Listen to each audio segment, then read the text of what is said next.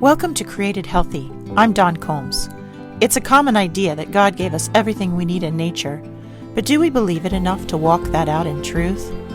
Often the very same people who say this go looking for answers on how to use food and medicine from man-made sources. Everything man creates comes with a user's manual. Why would God be any different? I challenge you to join me in seeking revelation about our body, mind, soul, and spirit health by digging into His written word and in practicing pure science in the visible world of His creation. Have you ever been frustrated watching somebody who you know or you think isn't a very good person, who's doing everything all wrong and is still prospering and everything seems to be going really well for them? They have all the money and all the cars and the big houses and everything comes up roses for them, and you're struggling.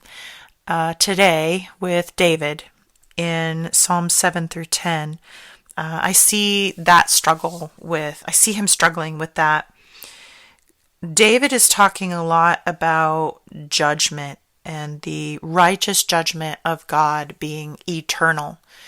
And throughout these songs, he is calling for God. There is a situation where he has been falsely accused and it is causing him a lot of trouble.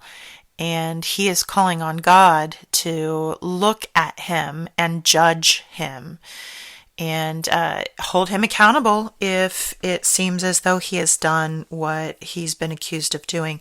Very dangerous thing to do, I think. And I think that he goes on to sort of reflect on that because God's righteousness is eternal. His ability to sit in judgment for whatever has happened is eternal. But there are times when God will turn his face away from a person or a people, and that is when there is disobedience. But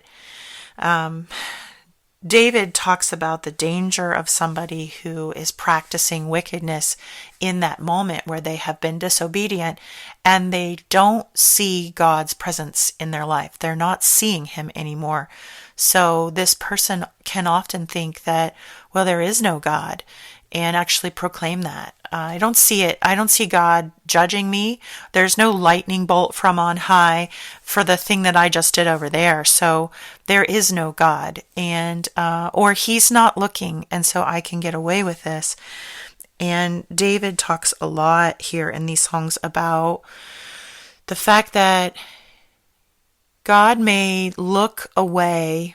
There's definitely an issue of God not being able to abide sin, and he may look away, but there is still judgment. There will be judgment coming because that righteous judgment is perpetual. It is always there, even if it doesn't strike right away. And of course, David is hoping that him calling to be judged will draw God nearer to turn back towards this situation. And in seeing David and looking closely at him, he will also see this evil actor and look closer at him. It reminds me a lot of a prayer that I will often pray when somebody is being thorn in my side, or perhaps doing things that I think are evil, and I wish that I didn't have to endure that. I will often pray that God draws very near to that person, because drawing very near means that God will be examining. God will turn his face back and look at that very closely. Yesterday in Leviticus, I was talking about the Sabbath. And I talked a lot about the sweetness of this setup that God has put in front of us, this testimony of what it is to perfectly rest, to rest in Him, to perform rest as a ritual in honoring Him. And He does the promise that I didn't share on the other end of that comes in the end of 26 and going into 27, is that there is a promise that if we do that, if we obey, God will turn his face to us and he will make us fruitful and multiply. And there will be so much for us to eat that we will eat the old supply and clear with confidence the store rooms so that we're preparing a space for new. This is a really, really cool image. But he goes on to say about his judgment, and that is where this ties in with what David is saying here in Psalms.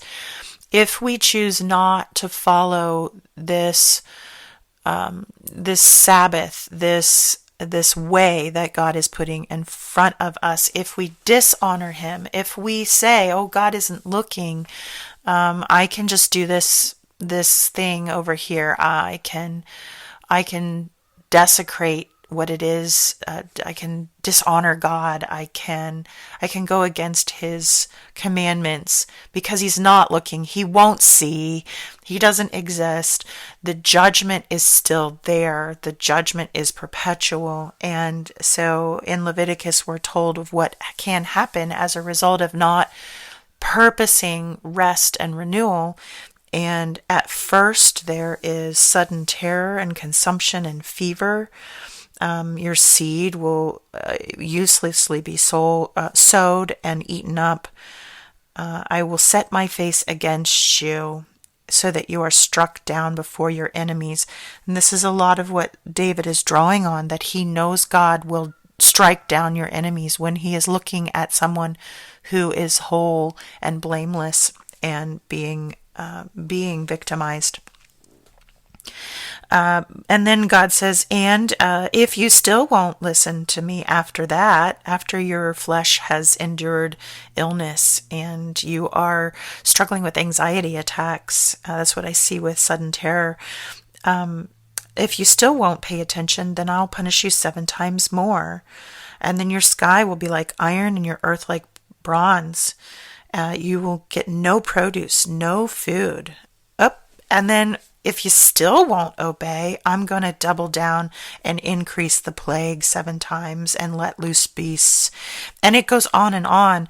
God's judgment is eternal, and when he turns his face to us, it is much better for us to be found following his commandments, following his, in the Old Testament, we had to follow every single law in order to preserve this relationship. And here in New Testament living in the New Covenant, we need to be found having realized when we made a mistake and owned it quickly and apologized for it quickly and began repenting right away, because God's judgment for those who think that they aren't being seen or they're getting away with something does come around, and we may not see it in the people that we wish it, it's hard to say wish it on, in the people that we see, wow, you're doing some really bad stuff there and it's probably going to catch up with you.